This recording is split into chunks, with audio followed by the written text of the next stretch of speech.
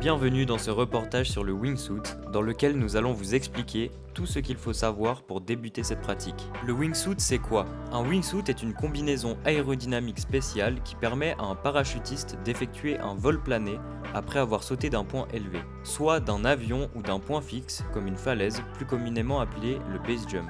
Le saut en wingsuit est un sport imaginé par un parachutiste américain entre 1935 et 1937 du nom de Clem Sohn, et son objectif était d'améliorer la vitesse horizontale grâce à des ailes en toile. Comment ça marche? L'air qui rentre dans un wingsuit gonfle les ailes et augmente une force appelée la portance qui pousse vers le haut un corps se déplaçant dans l'air. La forme de l'aile permet de réduire la traînée qui elle est le frottement de l'air. La force opposée à celle-ci s'appelle la poussée, autrement dit la vitesse. Le rapport entre la portance et la poussée s'appelle la finesse. Donc, pour une finesse de 3, on peut parcourir 3 mètres horizontalement et descendre de 1 mètre verticalement. Maintenant que nous savons comment marche un wingsuit, si je veux me lancer dans le wingsuit en Suisse, comment dois-je me préparer? Et pour répondre à ces questions, nous avons fait appel à des spécialistes. So, hello everyone. My name is Oliver Ferrer. I'm a Swiss guy and 3 times world champion in skydiving. And in wingsuiting, I have several Swiss champion titles. I participated in world championships in wingsuit flying, also in different disciplines. Alors moi, je suis Marcel Geyser. Je fais le base jump il y a 10 ans et je suis le président de la SBA, la Swiss Base Association. Et nous, on essaie de réglementer le base jump et le wingsuit en Suisse. Et nous avons eu l'honneur d'interviewer Géraldine Fasnacht, surnommée la femme oiseau, et la détentrice de nombreux records, dont la première personne à avoir sauté en wingsuit depuis le Cervin et depuis un avion solaire. On ne peut pas commencer le wingsuit sans avoir un matériel adapté. Alors comment le choisir? Le matériel, c'est important de le choisir par rapport à ce qu'on aime faire. On va pas choisir la même wingsuit si on saute depuis un avion, si on saute avec d'autres personnes ou si on saute seul, si on fait du base jump ou si on fait beaucoup de base jump depuis des sommets de haute montagne ou des grandes falaises. C'est très différent. En fait, maintenant, les panels de wingsuit, c'est aussi grand que les panels de ski. Et on ne va jamais utiliser le même style de ski si on est freerider que si on fait de la descente. Donc, c'est un peu la même chose. Il y a vraiment tout un panel de wingsuit suivant la discipline qu'on veut pratiquer. Mais alors, quels sont ces différents panels? We have, I would say, 3 different size and specific performance types. So we have a beginner suit, which has not only small wings, but also is very simple to handle. Then we have intermediate wingsuits, which are more for flying on the back and doing aerial things. They have mid-size wings, and then you have the high-performance wingsuits these days. They are developed for long flights, fast diving, and they have huge wings, even from outside the hands all the way down to the toes and further. And those are the specific suits that are at the market right now to buy. At these days, the technology and the 3 or 4 big manufacturers, they build very safe wingsuits, special the beginners and intermediate suits. They have all different thoughts of what's happened if. Il ne faut pas oublier aussi d'acheter un parachute, un sac pour parachute, un extracteur, un casque et des lunettes. Et que faut-il avoir pour pouvoir sauter en wingsuit? Alors pour sauter légalement en Suisse en wingsuit, pour sauter d'une montagne, pas d'un avion, il faut être un parachutiste. Il faut avoir une assurance responsabilité civile. Si on habite en Suisse, c'est l'assurance mobilière qui couvre pour le base jump aussi. Et comment se renseigner sur les sauts alentours et leurs difficultés? Alors il y a même une application qu'on peut télécharger. C'est pas avec tous les sauts, mais c'est avec beaucoup de sauts. Et on peut regarder. Alors maintenant je suis ici. Et il y a un saut là-bas, un saut là-bas, un saut là-bas. Et c'est même avec une explication où on peut arriver et avec les règles aussi. Regardons comment bien préparer son matériel avant un saut avec Géraldine Fasnacht. Donc là, je prépare mon casque qui me permet aussi de me protéger la tête parce que d'un coup, à l'atterrissage, peut-être il y a un peu plus de vent que je pensais ou je n'atterris pas exactement où je veux ou je trébuche à l'atterrissage parce que je mets un pied dans un trou, j'en sais rien. il peut se passer des tas de choses, donc c'est toujours important d'avoir un casque sur la tête. Puis accessoirement, ça me permet de fixer ma go. Et puis ça me permet aussi de bien tenir mes lunettes et surtout avoir une vraie protection par rapport à l'air, pas avoir du tout de vent dans les yeux. Et puis voilà, je sors mon parachute. Le contrôle des aiguilles, ça c'est toujours important. Vu que j'ai marché avec mon matériel, je regarde toujours que mes aiguilles elles soient bien mises, pas que j'ai des ouvertures intempestives pendant le vol. Donc là, mon aiguille elle est bien fixée et la deuxième aussi. Voilà. Je replie mon extracteur parce qu'il est plié depuis 2-3 jours, donc je vais laisser bien prendre l'air. Donc ça c'est la poignée que je vais chercher derrière mon dos, que je vais tirer, qui va prendre l'air, qui va tirer cette brise, qui va tirer mes aiguilles et qui va tirer mon parachute. Voilà, donc je vais replier.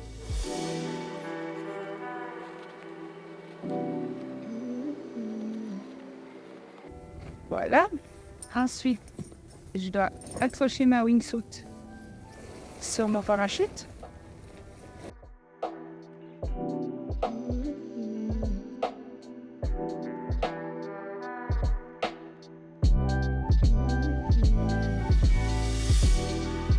Alors ça, c'est la barrette de poitrine. Ça, c'est ce qui attache le parachute autour de moi. Et après, j'ai les cuissardes ici. Et je dois bien les mettre symétriques pour pas que mon parachute, justement, quand il s'ouvre asymétrique. Il y a vraiment tout qui est important, hein. Le pliage, c'est une chose, donc c'est important de bien plier son parachute. Mais finalement, ce qui va faire le 80% de l'ouverture de ton parachute, ça va être ta position à l'ouverture. Donc si tu attaches ton parachute asymétrique, tu ne vas pas forcément avoir une ouverture qui est dans l'axe non plus. Et finalement, je ferme ma wingsuit et je suis prête. Maintenant, comment acquérir les compétences nécessaires pour pouvoir voler en toute sécurité? Maybe do some study before, get a little bit into internet and search in my local area, can I do a course? So ask around who is familiar with teaching, who can show me the tricks. And I recommend everyone just not put on the wingsuit, go to a real instructor. He should give you a ground course, so that you learn how to open the parachute, you learn the recovery if you're uncontrolled flying around. The instructor should also give different advices, procedures, and things to fly. And then once the ground course has completed, jumping out of a plane is not very difficult. It's more difficult to learn the right way. And again, here I recommend that the instructor will follow. So both jumping out of the plane and one is filming the other. And he sees himself on the video how he performed or what kind of arm position or leg position he was flying, because this will help very much to increase the performance or the know-how of flying. And once someone feels comfortable in a beginner suit, you can do the transition to an intermediate suit and later to an advanced suit. Alors que faut-il avoir fait pour pouvoir commencer les cours de wingsuit? Eux, ils demandent pour au minimum 200 sauts de parachutisme. Si tu n'as pas 200 sauts au skydive, ils ne vont pas t'accepter comme étudiant dans l'école de base. Pour pouvoir voler en toute sécurité, il faut savoir voler, mais aussi connaître l'élément dans lequel nous volons. Donc, quand on fait de la wingsuit et en plus en montagne, donc en base jump, on doit connaître le vent. On doit savoir si c'est du bon vent, du mauvais vent, si c'est du vent rafaleux. Il y a aussi du vent de vallée, il y a du vent thermique, il y a plein de vents différents. Et quand on fait de la wingsuit, si on ne connaît pas les vents, il vaut mieux rester au sol. Y a-t-il des étapes essentielles à respecter pour pouvoir voler en toute sécurité? Donc, on ne peut pas faire de la wingsuit sans s'entraîner régulièrement. Il y a des étapes vraiment importantes à respecter. Et si on respecte bien ces étapes et puis qu'on s'écoute, je pense qu'on peut faire ce sport comme moi pendant très longtemps et sans se faire peur. Mais alors, quelles sont les étapes conseillées pour qu'un débutant puisse augmenter son niveau sans prendre trop de risques? Après avoir eu sa licence de skydiver, il faut faire 200 sauts en parachute pour avoir la licence de wingsuit de catégorie 1. Il faut faire 100 sauts de catégorie 1 pour avoir la catégorie 2 et 100 sauts de catégorie 2 pour avoir la catégorie 3. Pour pouvoir s'entraîner en toute sécurité, il existe des souffleries. Quand j'ai commencé en 98, les souffleries, ça a commencé à exister, mais c'était absolument pas un outil vraiment top niveau pour pouvoir s'entraîner. Et aujourd'hui, on a la chance d'avoir des souffleries. Là, j'en ai une à Sion pour m'entraîner, c'est à côté de la maison, c'est juste extraordinaire. Et je pense que grâce à cette soufflerie, j'ai pu augmenter mon niveau technique, mais vraiment comme une flèche. Et mon niveau de sécurité aussi, parce que j'ai appris à utiliser le vent. Comme je disais, j'attends qu'il y ait du vent de vallée, j'attends qu'il y ait un bon vent thermique pour pouvoir être plus performante, parce que j'ai vraiment appris grâce à la soufflerie à utiliser ce vent. Et aussi, j'ai appris grâce à la soufflerie d'utiliser ce vent dans toutes les positions. Parce que pour moi, je me disais, mais si je suis sur une falaise un peu technique, et puis que je glisse au départ, et puis que je me retrouve un petit peu sur le côté, et puis que je me retrouve peut-être même sur le dos, ou peut-être trop piqueur, ou trop à plat, il faut que je puisse réagir en étant zen.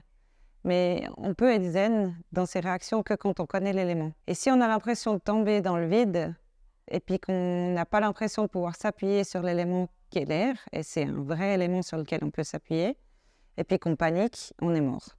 Et grâce à la soufflerie, même quand j'ai eu des fois des départs un peu chaotiques, un peu ratés, je connais l'élément. Je suis dans l'air, je sais comment réagir, je ne suis pas stressée, je sais comment changer un tout petit peu ma position. Si je suis un petit peu sur le côté droite, je plie un petit peu mon aile, je réagis vraiment d'une manière super zen et je rattrape mon vol et puis je peux repartir.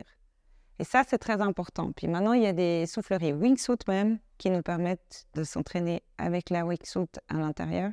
Donc, ce n'est pas des souffleries verticales, c'est des souffleries qui sont orientées à peu près à 45 degrés et qui nous permettent de voler à l'intérieur aussi.